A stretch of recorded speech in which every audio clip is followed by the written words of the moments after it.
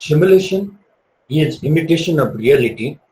This is done to study real system and to help us make some productive changes in the real system under consideration. For this, we need to understand the working of certain real system. Mechanism of working of real system can be easily reproduced on the computer. This will be called as animation, not simulation, because one important ingredient of reality we have ignored, and that important constituent is randomness. Statistically, randomness in any system is captured in statistical distribution. This distribution helps us reproducing the randomness in the system under consideration.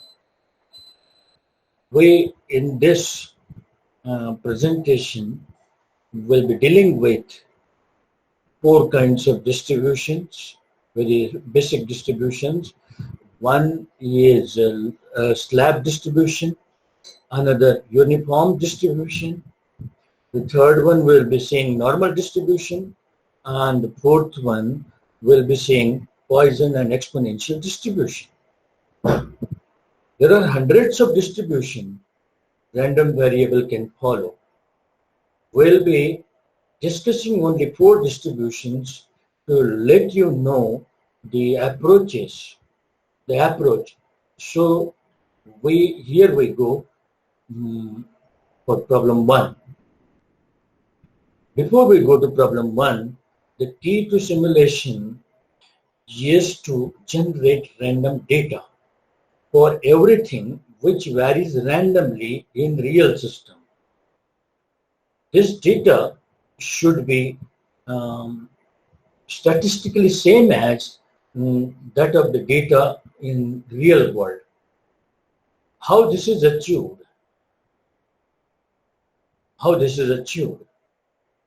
There is, for that we need to understand one concept, that there is unique cumulative probability distribution for every value of random variable considered. We will be taking in simulation a random number for finding the random data. So there is a unique cumulative probability for every value of random variable concerned. So we need to have cumulative probability distribution. We need to, for any probability distribution concerned, we need to find out cumulative probability distribution. And once we have that, a relationship between the cumulative probability and the random variable of interest is developed.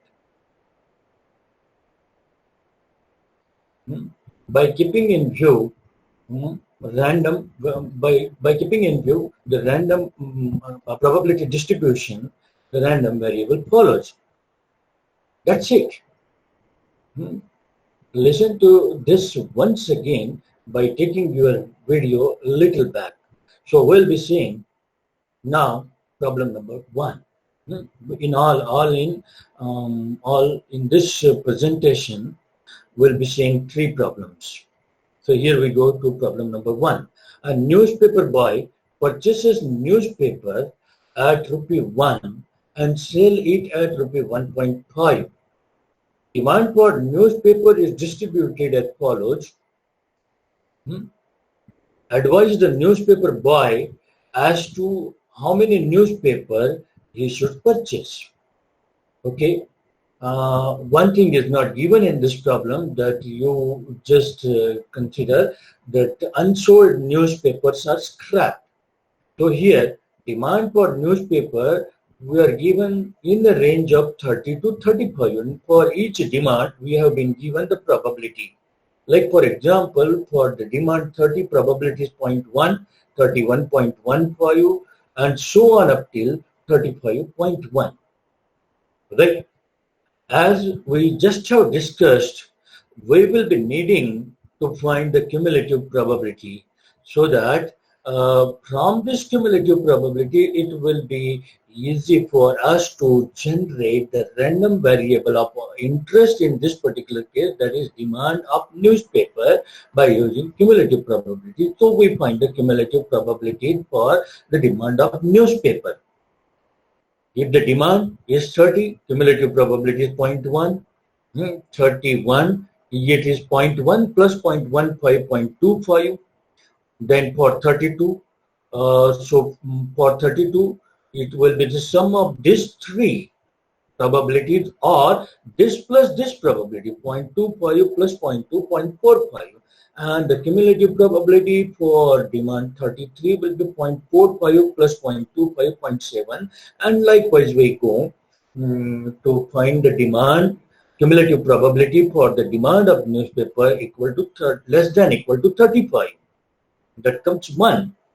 And because the probability, cumulative probability will never exceed 1, here we'll be stopping. Okay, just for the sake of explaining this problem, we have taken the range of demand from 30 to 35, but in actual practice, it will be very wide range. So here we have actually plotted the demand of newspaper versus cumulative probability. Like for example, here you see, for example, demand for newspaper 30 and cumulative probability 0.1, 31, cumulative probability is 0.25, 32, cumulative probability 0.45, and so on, up till cumulative probability, demand is 35 and cumulative probability is 1. And all these points, this, and this are joined in a staircase fashion. Because these points are joined in staircase fashion, this distribution is also called a staircase distribution. Right. Now, what is done with this graph? As we said in our prelogue, that from a random number, we will be getting random demand. So this cumulative probabilities, we will be taking various random cumulative probabilities, and this will be taken by a random number function on your calculator, or random number functionality available in various compilers or in Excel. So for example, if I take a random number, something like 0.243, right?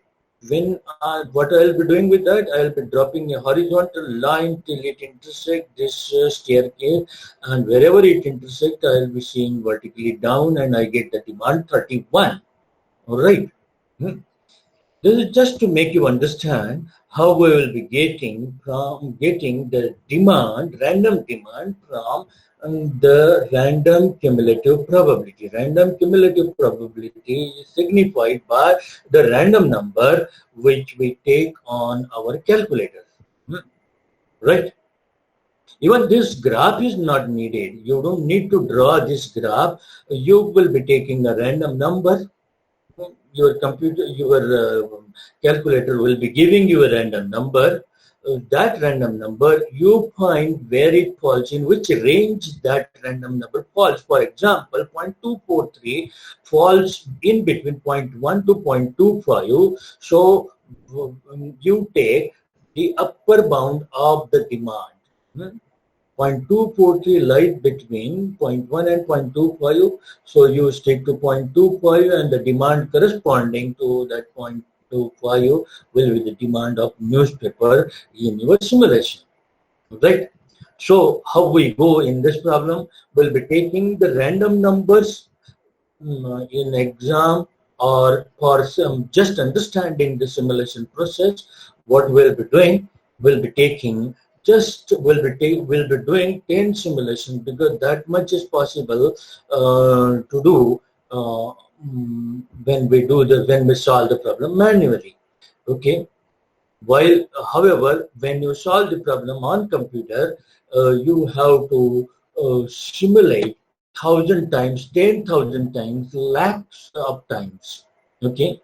Just to understand the process, we will be simulating just for 10 readings, right? So here I take 10 random numbers, and just by finding in which slab this random number falls, this falls in the slab between 0.25 to 0.45, and therefore the demand will be 32. We have to take the upper bound of the slab, demand corresponding to upper bound of the slab. So for 0.281, 32 is the demand. So for every value in the random cumulative probability column, RCP column, we are getting the demand. So here is how we have generated the data. That is how we have generated the data, demand data.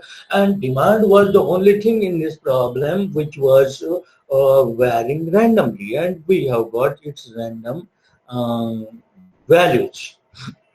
Right?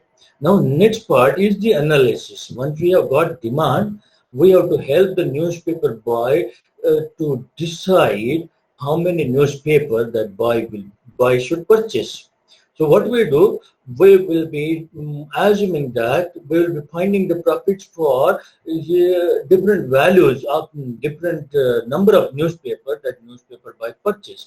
For example, what will be the profit values on various dates if the newspaper by purchases 30 newspaper, 31, 32, 33, 34, and 35. Okay.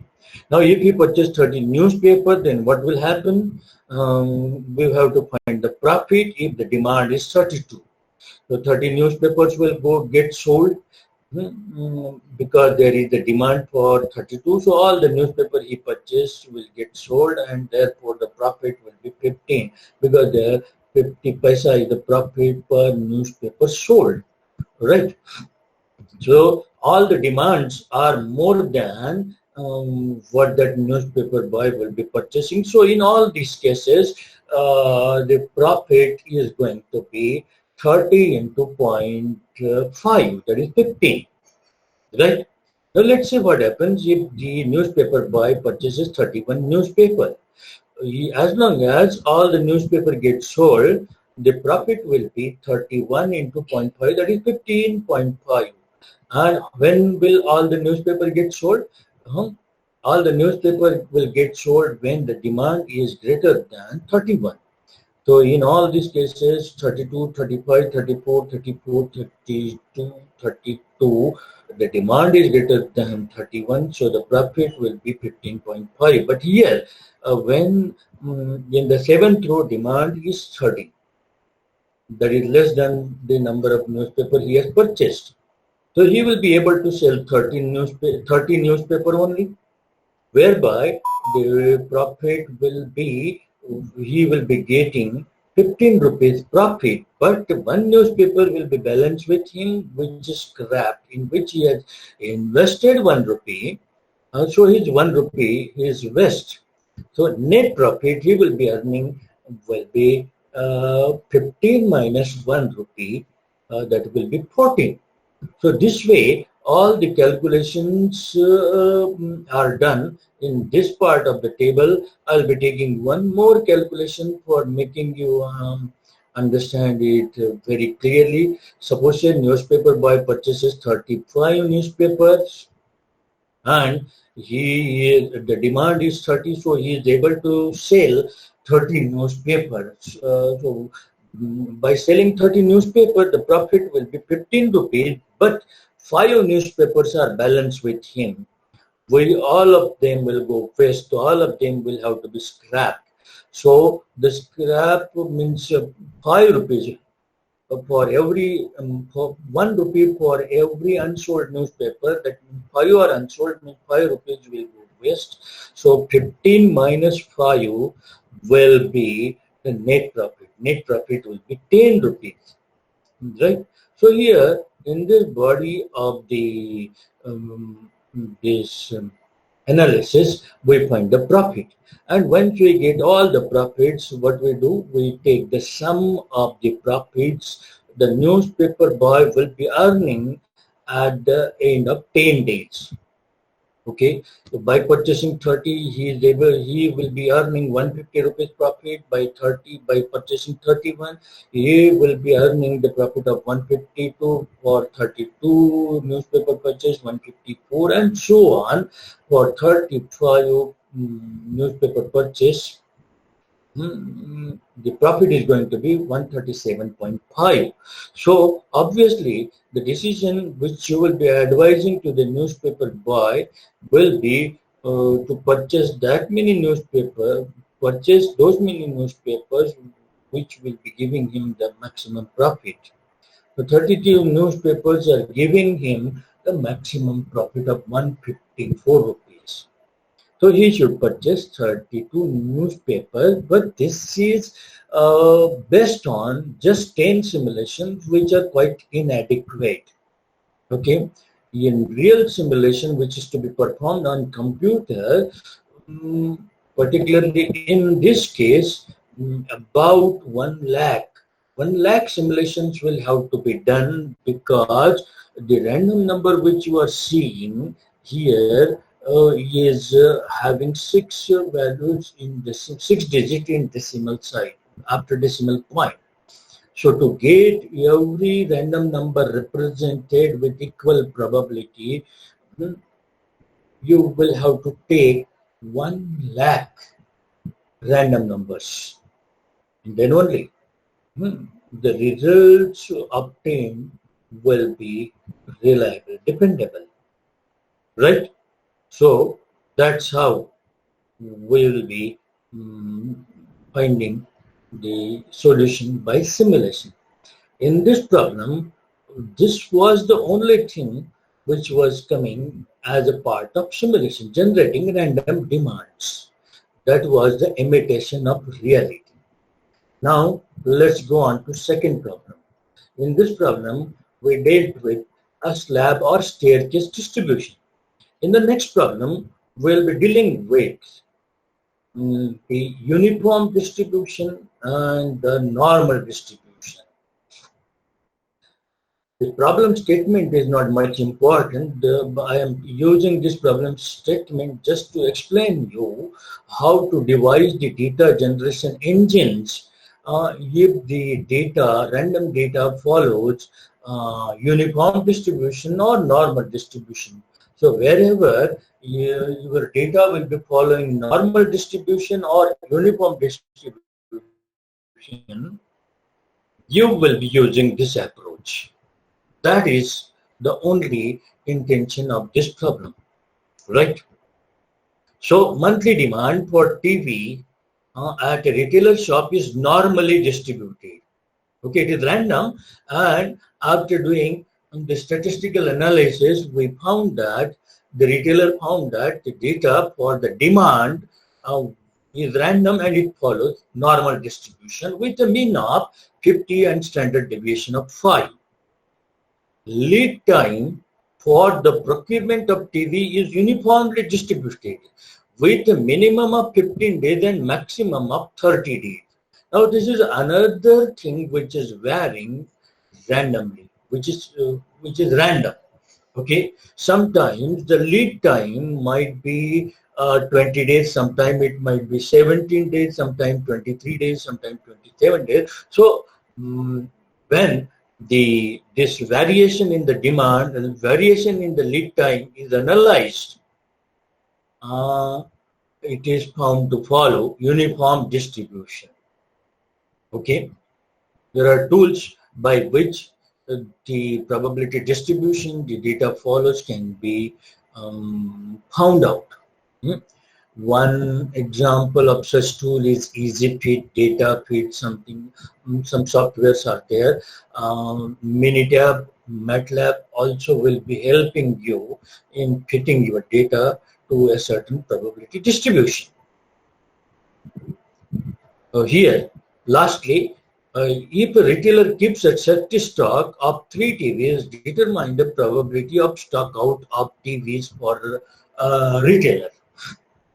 Okay, now in this problem, to go ahead in this problem, you need to understand two, three things in this problem, right? Those terms might be new to you. Demand, that is varying randomly. So in earlier problem, we dealt with demand, and it is quite often used term. So we don't need to talk much about demand, but there is another thing which is varying randomly, that is lead time. Lead time is nothing but the time between placing the order and getting the material. Okay. In materials management terminology, the scope of lead time is even more widened. Lead time there is defined as the time between sensing the need of certain material and getting that material. Okay, the time between these two things is called as lead time. So some part of that is internal lead time, in sensing the need till the placement of the order is called as internal lead time, and the after placing the order till the receipt of the material in the factory, in the company, is called as external lead time, right? Is called as external lead time. So this lead time is varying uniformly from 15 days to 30 days. Then the third term is safety stock. You may not be aware of what safety stock is. Okay, safety stock is the stock kept to take care of the demand above average during lead time. All the terms in the definition of safety stock are important. What is it? Once again, I repeat, safety stock is the stock kept to take care of the demand above average during lead time, right? So demand above average during lead time are the two important terms to specify the safety stock. Okay, so as far as the mechanism of operation of safety stock is concerned, whenever the retailer receives TV, the customers will go on coming to him, and he will go on selling the TVs to customers.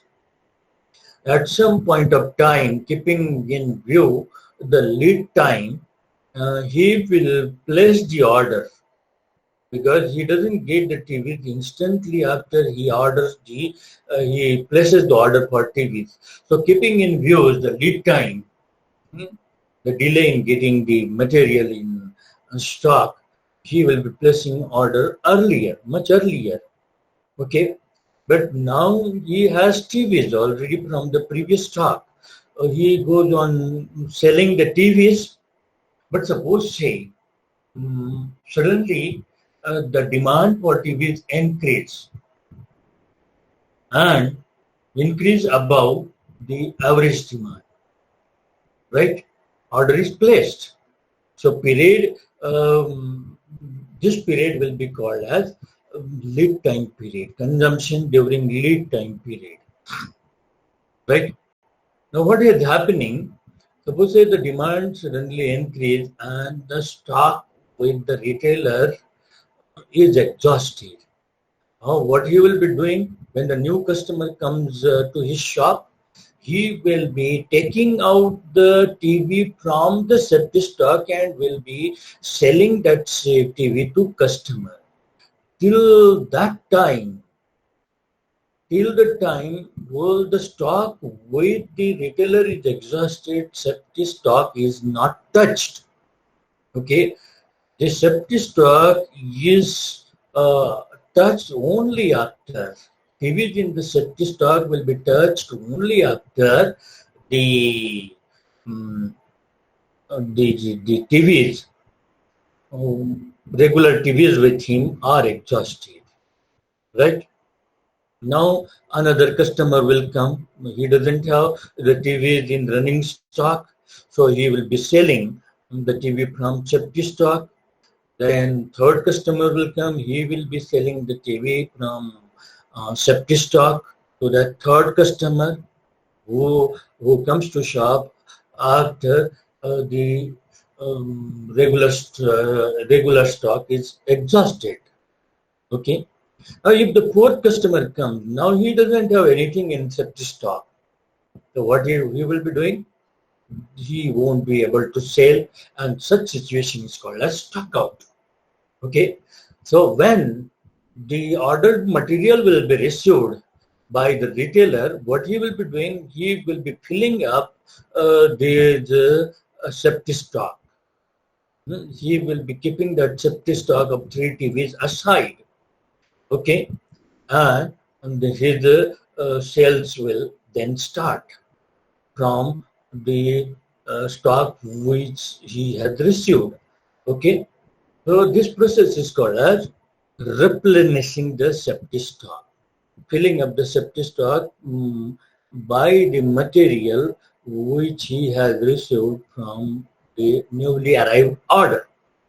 Okay, so after having understood this term, we will now be starting the simulation. Now here there are two things which are randomly varying. One is demand and another is lead time.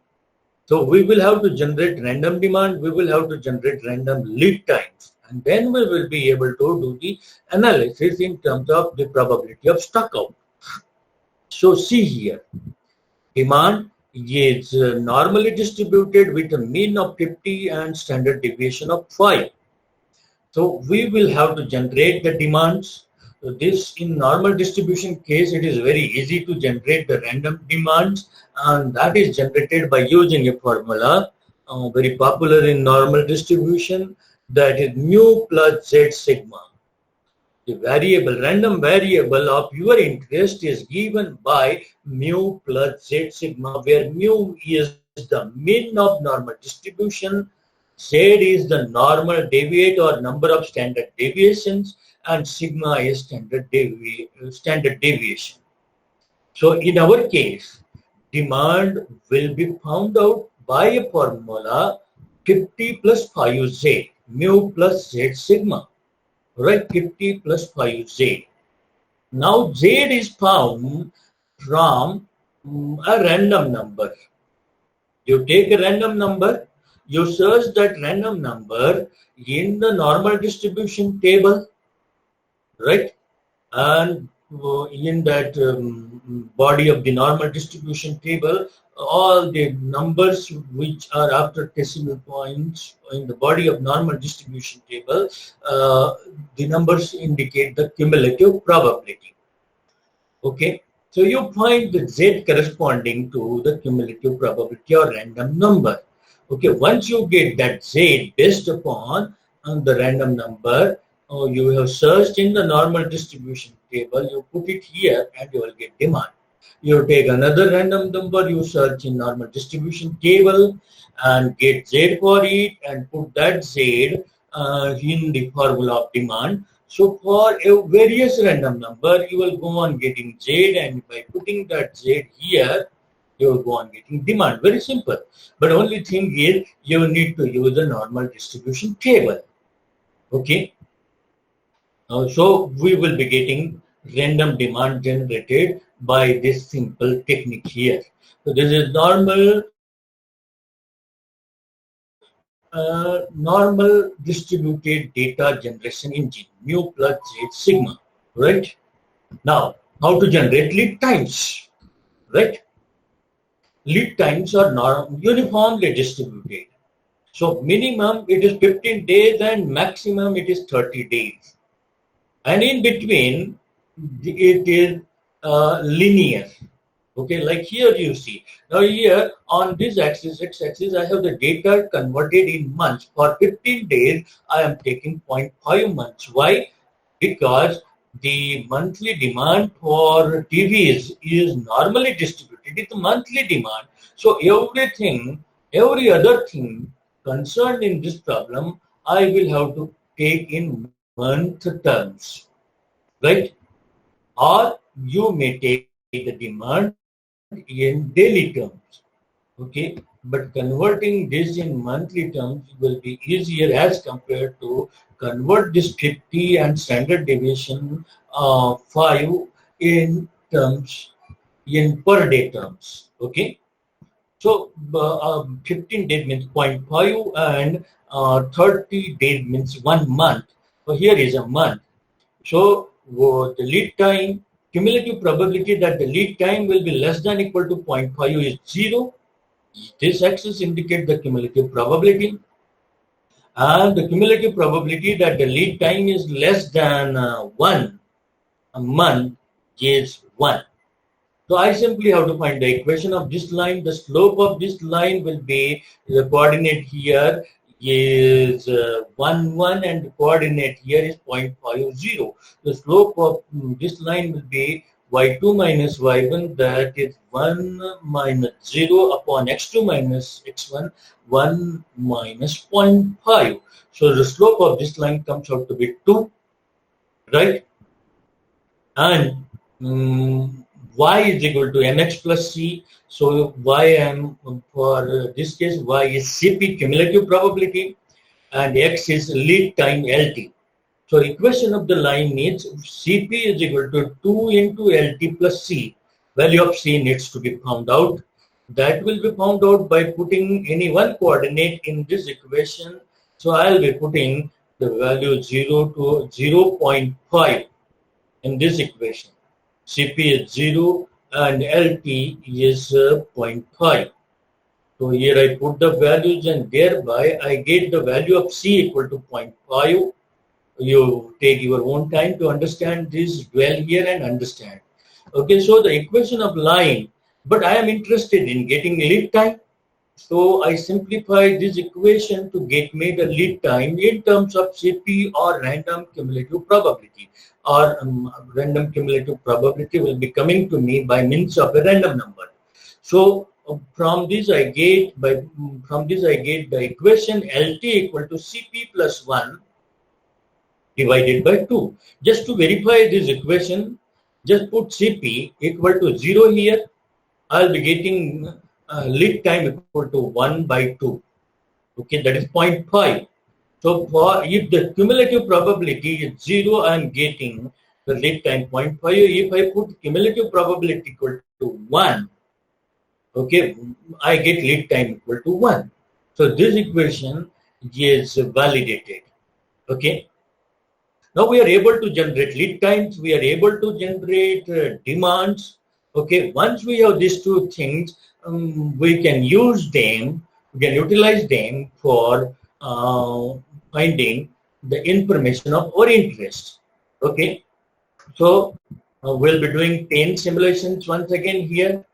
For getting the demand here, it doesn't make a difference whether you first calculate the lead time, first you get the lead time and then you get the demand. Okay, right? In this tabular arrangement, I am first getting the lead time and then getting the demand. You may get the demand first and the lead time later, right? So let's go by what is available to you. Okay, what is in front of you, right? So 10 simulations we will be doing. We'll be taking 10 random numbers. Here we have taken 10 random numbers, and based upon these random numbers, by using this formula, LT is equal to cumulative probability plus 1. Here you find divided by 2. So cumulative probability is nothing but the random number, random cumulative probability for lead time. Right, just put these values and get the lead times here. So here we have got all the lead times. Okay, lead time data is generated. Now let us generate the demand data, monthly demand data. Right. So for that you take another set of random numbers. So what you will be doing, actually you will fire 20 random numbers. First 10 you will be writing in this column and the next 10 you will be writing in column D. And with first 10 random numbers, you will be finding lead time, and next 10 random numbers by using normal distribution table, you will be finding the values of Z. And by putting these values of Z in the formula 50 plus 5Z, which we have just talked about, 50 plus 5Z, by putting these values of Z in E column, we will be finding the demands, monthly demands. Now we have generated demands also, we have generated lead times also, right? Now we have to find out the stock, whether there will be stock out or not. For that, we need to find out what is the demand above average for a month. Now here, I have got the demand 59.656.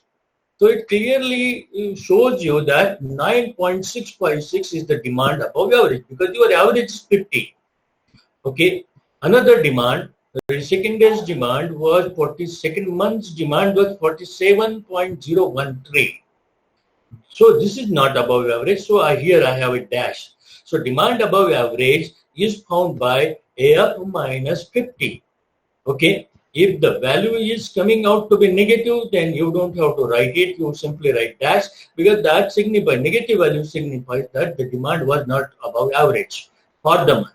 So this is the demand above average for the month. We have to find out demand above average during lead time. So what we will need to do?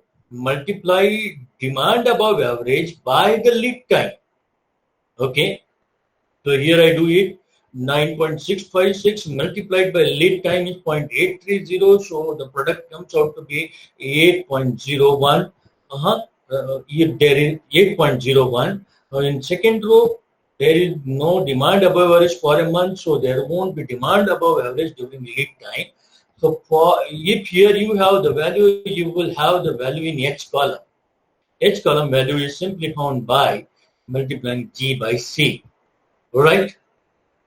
Now, if the values in H column are greater than equal to 3,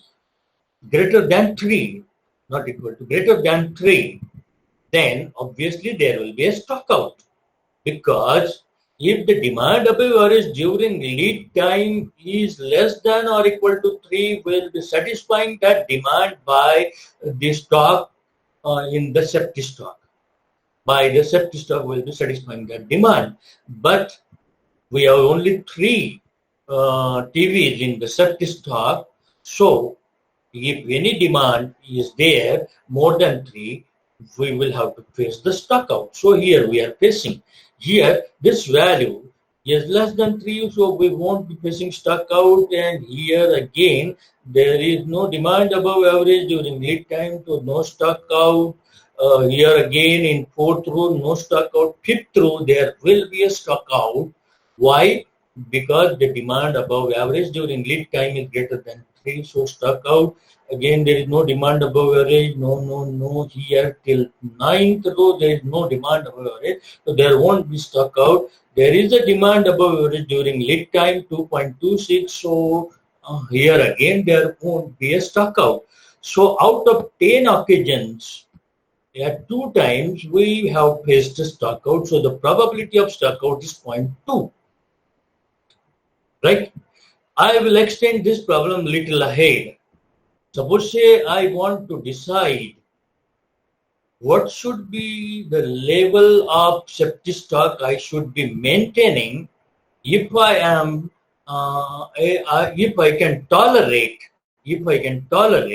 the stock out to the level of 50%.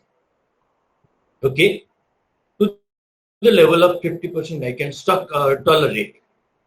Now I can have 5 Ys. Okay, for having a stock out of 50%, there should be 5 Ys and 5 no's. Then only the probability of stock out will be 5. So what I'll be doing, I will be keeping Y for highest value. Okay, safety stock is better to be lesser. Okay, because if I keep higher safety stock, then what I am carrying unnecessary inventory for a complete year. My money is locked up in the safety stock. So lesser the safety stock, better it is. But this doesn't mean that you should not keep safety stock. If you have it lesser, then the probability of stock out will increase. Okay. So first Y you will be keeping here, second Y you will be keeping here, then the third Y you will be keeping to the next lesser value than this, that is 2.95. Okay, third Y, then then the fourth Y will come here and the fifth Y will come here. Okay, and 5 Ys, the need of 5 Ys I have completed. Now I'll be finding the least value than this. The least value than this is 0. Okay. Even if I keep a safety stock of 0, I'll be getting 5 no's and 5 Ys. Okay. So if I am tolerant to the stock out of 50%, what I'll be doing, I'll not be keeping the safety stock of anything. But suppose say, I want that I can tolerate the stock out just to the level of 10%. Okay, once in 10 times. Then what should be the safety stock I should be keeping? There should be only one Y, and that Y I will have to place against the value in each column, which is maximum, because the maximum is the value that is prone to this stock out first. Okay, 1, and then all I need to have no.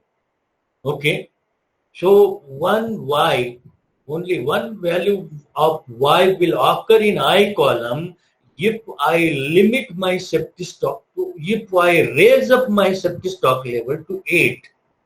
Okay, this is coming Y because this value is greater than 8. Okay, for all other values, because all of them are less than 8, all these values, all these entries, all these attributes will be no, right?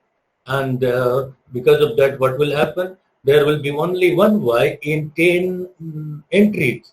So the probability of stock out in that case will be 0.1. So if you are able to tolerate stock out to the level of 10%, you will have to keep the safety stock of 8.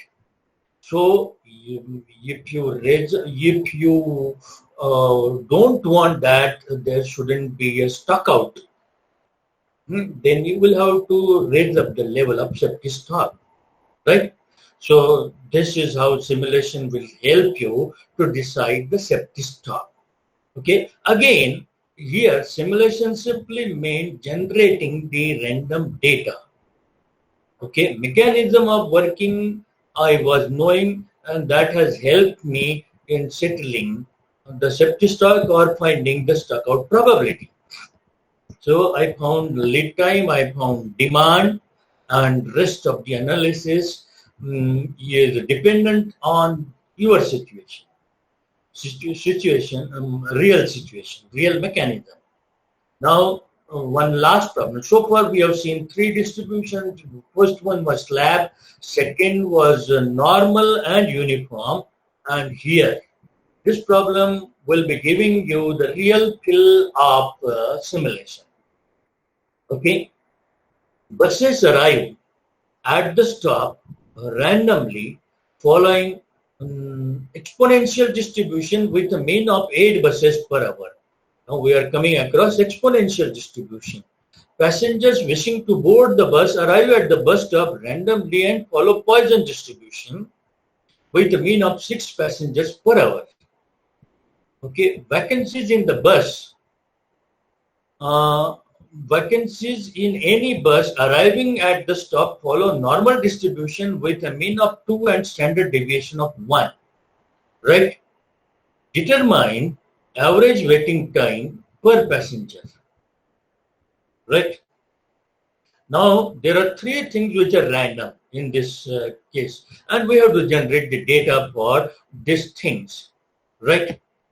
Which has been capsulated in the distribution. We have to explode it in the data. That is the purpose of simulation. Okay, at times you will be going to industry, you will be collecting, you will be provided with the average type of data with the information of certain probability distribution. You may not be allowed to get the data there. Okay, collect the data. In that case, what you may do, you can explode the data from the known distribution with the parameters, with the known parameters of the distribution. You can explode the data by the help of random cumulative probabilities, random numbers. That is the power of simulation. So here we have three things. One is the bus arrival, another is passenger arrival, and there are vacancies. Vacancies are normally distributed.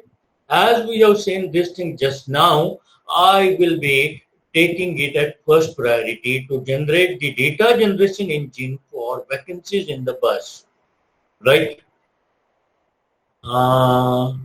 So what vacancies in the bus is normally distributed. So for normal distribution, I have to use the data generation engine simply as mu plus z sigma.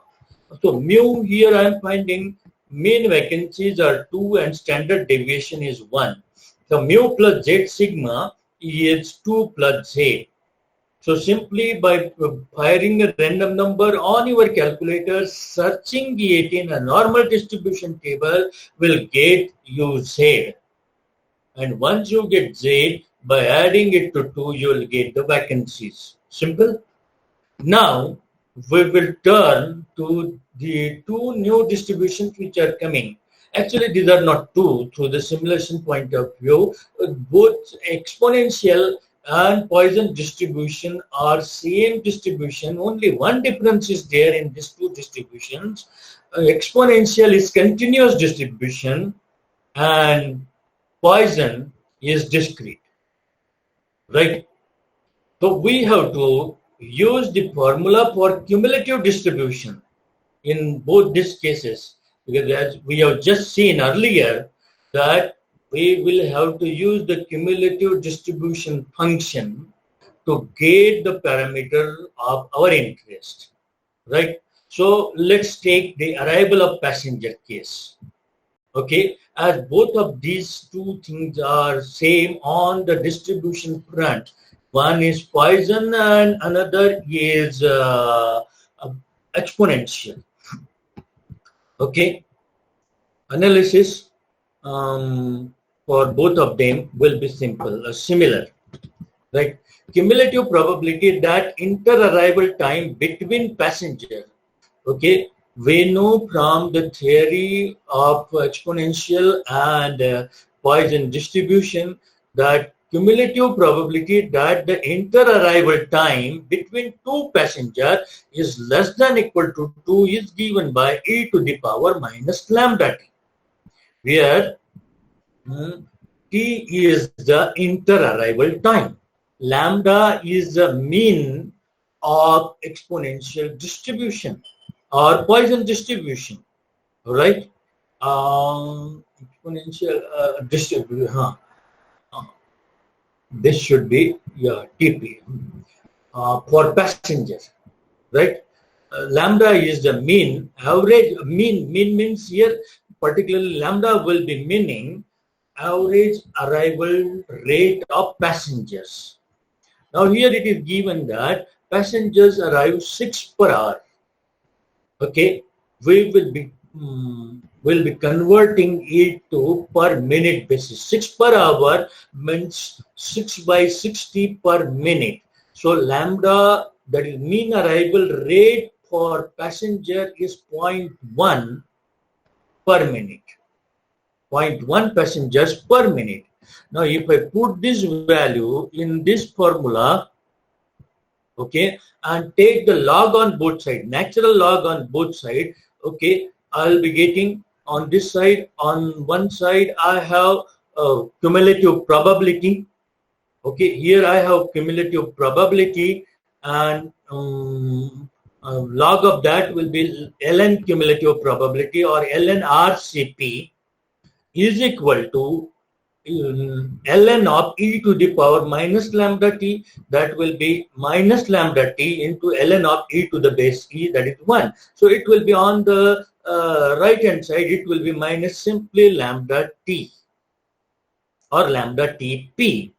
So we are interested in inter-arrival time tp, and therefore tp will be equal to minus 1 by lambda into ln RCP.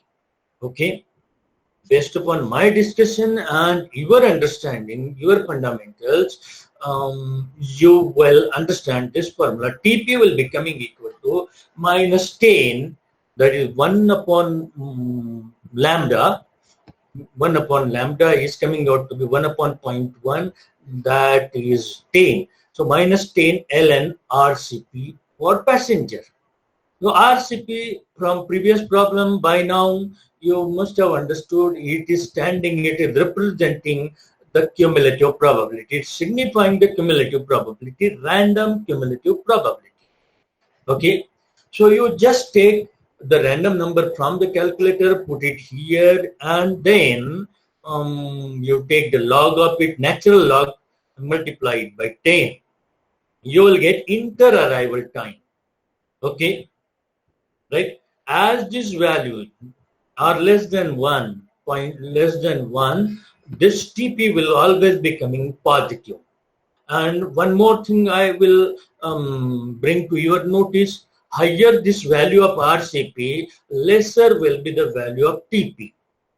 Lesser RCP, lesser is the value of RCP, higher will be TP. That is the characteristic of exponential distribution and Poisson distribution as well.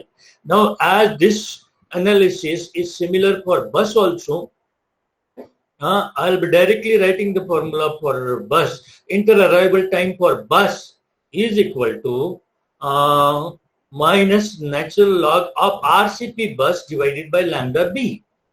Okay, lambda B is mean arrival rate of the bus. Now, 8 buses arrive per hour, means again you will be finding it per minute, right? Lambda B will be equal to 8 by 60. 8 by 60 per minute, all right? 8 by 60 means minus, not minus 7.5, whatever it comes. We don't need to simplify it as of now. So by putting this value here, 8 by 60, minus ln into ln of RCPB, we get the formula for inter-arrival time of the bus minus 7.5 ln RCPB. So wherever the data follows Poisson or exponential distribution, your formula will be inter-arrival time will be equal to minus natural log of random cumulative probability divided by mean arrival rate. As simple as that. Okay. Now we will utilize this thing for doing the simulation in this case. Right. Now in this case, you just imagine that the passengers are coming to a stop. Right? Passengers are coming to a stop. On the stop, buses are also coming. Now there may be or may not be vacancies in the bus. We'll be able to find out vacancies in the bus by using this formula. Okay, this data generation engine. Right. So in one section we'll be finding, just see here, we'll be finding passenger arrival. One section I'll be dedicating to passenger arrival time. Another section I'll be dedicating to calculations of bus arrival time. Then the third section I'll be finding vacancies in the bus, and lastly I'll be finding the waiting time. All right. So again, I'll be doing 10 simulations. So what I'll be doing, for passenger arrival, I'll be taking 10 random numbers. Again, I'll be taking for bus, I'll be taking 10 random numbers. And for finding vacancies, I'll be taking 10 random numbers. Just to begin with, this portion, lower portion which you are seeing, that I'll be explaining after we reach to some number of simulation and we find the need of extending our simulation. Okay. Right. So from this first column of random numbers, by using the inter-arrival time formula minus 10 into ln RCP passenger, by putting this value in this formula, will be getting inter-arrival time. Okay. Now that we get the first passenger, so there will be 0th passenger who have arrived at 0 time. Okay. After that, this passenger is arriving 4.153 minutes later, right? So actual arrival time for the passenger, first passenger is going to be 4.153. That is 4.153 minutes later, the arrival of 0th passenger who is arriving at 0th time. Then second passenger will be arriving at after 21.692 minutes after the arrival of first passenger. So his actual arrival time I can get, that is this plus this, actual arrival time of the first passenger plus the inter-arrival time between first and second passenger. So here I get 25.844. Likewise, this plus this will get me the actual arrival time for third passenger, and so on. I go on getting the actual arrival. I get the actual arrival time for the 10th passenger, like 81.476 plus 5.486 gets me the actual arrival time for 10th passenger, 86.962. Right? Now, same thing we do for finding the actual arrival time of the bus. Right? So, 0.203. Whatever is the inter-arrival time for the first bus, I take the actual arrival time for the first bus, right? 0.203, and on the same logic, same procedure, I will add up to find the actual arrival time of the bus. 0.203 plus 9.679, that is 9.8982. The actual arrival time of second bus, and so on. I get the actual arrival time for 10th bus. Now, will be helping me, or I'll be finding Z value from this RCPV column, random numbers. Once I get Z value, by putting it in a formula, 2 plus Z will be getting me the vacancies here. Okay. Till 10th simulation, you just focus till 10th simulation. Okay, I am explaining the thing, but you just totally don't depend upon the explanation or this video. While this is getting explained, you pause it at times and you just do it yourself to make you understand it better. Right? So just by listening, you may fall in trouble. But if you do it by yourself while this video is on, that will help you. Right? So you get the Z values, and after getting the Z values, you get vacancies by using formula 2 plus Z. Now, that I have the actual data for actual arrival of the passenger, actual arrival time of the bus, vacancies in the bus, I can operate the system. I can utilize the mechanism of operation. What is the mechanism? The passenger at randomly will be reaching to a bus stop. At randomly, bus will be reaching to a bus stop. If the passenger finds that there is vacancy in the bus, and if the bus arrives later to his arrival, he will board into the bus. Otherwise, he will keep on waiting for the next bus which arrives. Simple mechanism. Now that mechanism we will be putting to practice.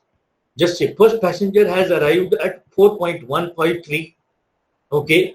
First bus has arrived at 0.034. So that bus is not, first bus has arrived at 0.203. So this bus is not of use to passenger 1 because that bus has came and gone before the arrival of first passenger. Now second bus arrives at 9.982 minutes. So this bus is arriving after the arrival of first passenger. Okay. And are there vacancies in the bus? Yes, there are 3 vacancies in the bus. Here I am finding in vacancies column 2.955, which I can round to 3. So there are 3 vacancies. So this passenger number 1 can board into bus 2, second bus. And therefore his waiting time will be 9.982 minus 4.153, that is 5.730. Okay, right? There might be minor error in the computation, that is because of decimal rounding up. Now, second passenger has came much late, 25.844 minutes. As I said to you, that this number, random cumulative probability, was less, so inter-arrival time came out to be a bit larger, and therefore the next passenger has came much later. The first passenger arrived. This is what the thing. This is how the things happen in actual practice too, right? So next passenger came at 25.844, and just see whether he will be able to board in bus 2. No, because that bus has already gone before the arrival of second passenger.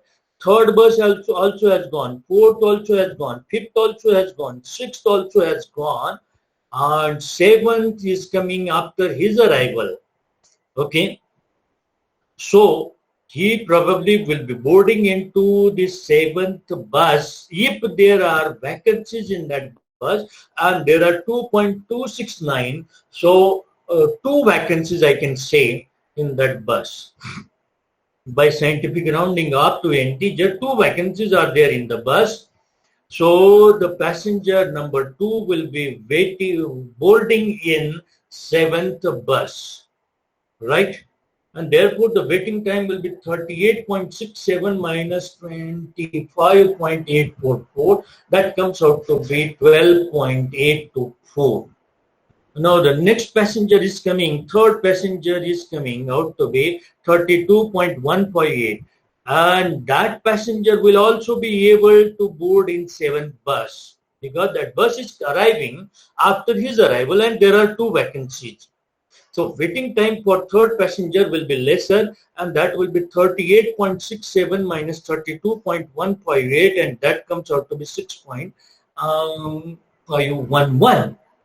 Okay, this is how you will keep on doing the calculations. I need not explain every, because all these figures are in front of your eyes and you can understand them well.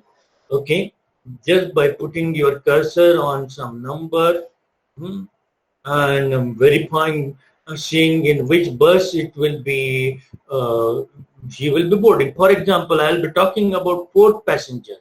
4th passenger will see that there is a bus coming. There is a bus which has came after his arrival, but there were already 2 passengers before him, and the bus had only 2 vacancies. So the earlier 2 passengers have boarded into that bus, 7th bus. So he will not be able to board in that bus because there were only 2 vacancies. So he will have to wait for next bus to come, and that bus has came at 45.76 minutes. And there are 4 vacancies in that bus. There are 4 vacancies in that bus. So this passenger will be boarding in that bus, and the waiting time will be 45.76 minus 32.233, and that is available in to you in the last column of 4th row. 5th passenger will also be boarding in 8th bus. 6th passenger will also be boarding in 8th bus. Okay. 7th passenger will be boarding in 9th bus. Okay. There is 1 vacancy in that bus, and 8th passenger will be boarding, will not be able to board in 10th bus even. Okay. Because that bus has left before the arrival of 8th passenger. Now he will not stay there. You will have to send him by some bus. So how? But the buses, 10 buses have gone. So no one is stopping you to bring in more buses. So what you may do is you just take few more random numbers. By those random numbers, you just go on taking one random number, first random number. From that random number, you will be getting inter-arrival time, then actual arrival time. Now that actual arrival time, you are finding that it is lesser than this. So you don't do this calculations. You don't get the random number for vacancies. I have actually taken the random numbers, but there is no point in taking these random numbers because anyway, this passenger is not going to board in the 11th bus. Then you take another random number, inter-arrival time you will be getting, and then actual arrival time you will be getting. And as this time is more than the 8 passenger arrival time and there are vacancies, there is one vacancy, so that passenger will be boarding in this bus and the waiting time will be 83.11 minus 81.476. Sorry, 83.11 minus 74.834, that is coming out to be 8.276 for 8 passenger. Then 9 passenger won't be able to board into that bus. That was 12th bus because there was only one vacancy. So new bus will be coming. 12th bus, 13th bus has gone. He will be boarding in 14th bus. You took 14th random number, then inter-arrival time, and then actual arrival time, and there is one vacancy in that bus. So 9 passenger will be boarding into 14th bus, and the waiting time will be this minus this, that is 9.817, and this is how you will be sending the last passenger also, 10th passenger also. Now what you will be doing? You will be taking the sum of all this. Okay, you will be taking the sum of all these values, and that values, the sum is coming out to be 78.956. Okay, 78.956. So average waiting time that way should have been 7.895. Okay. There seems that there is minor mistake in writing this value. Okay, what I will be advising you is to make the sum of all the times in waiting column. Okay, and to divide that sum by the number of passengers, that will be average waiting time per passenger. Now, how this information will be useful in planning? Okay. The management of the bus system has a policy, for example, say that no passenger, it will add to the number of buses if it will increase the number of buses if number of buses per hour if the average waiting time per passenger is more than 5 minutes. Okay, so here you are finding that the average waiting time per passenger is 7.895. So what you will be doing, you will be doing the simulation once again. I'm talking about the management scenario, use of simulation in taking the decision, management decision. So in place of 8 buses, you will be making 9 buses, and this constant will change. Okay, and once this constant changes, you will be doing the simulation once again, and you will be finding average waiting time. Okay, if this average waiting time still is more than 5, then you will add one more bus. From 9, you will make the number of buses to 10. And once again, you will be doing the simulation. You means computer will be doing the simulation. And now suppose say if this time comes less than 5, then what will happen? the management will decide that the number of buses which will be uh, which will be scheduled per hour will be 10, not 9, not 8, right? Might be with the population increase, arrival rate also may increase. Arrival rate may also increase, and suppose say arrival rate changes, then how the number of buses are to be changed, that all will be possible by doing the changes in simply in this formulae. Okay, arrival rate change and this constant change, again the simulation run, again new information obtained, again some changes are done, and this is how you will be settling at how many buses are to be seen per hour.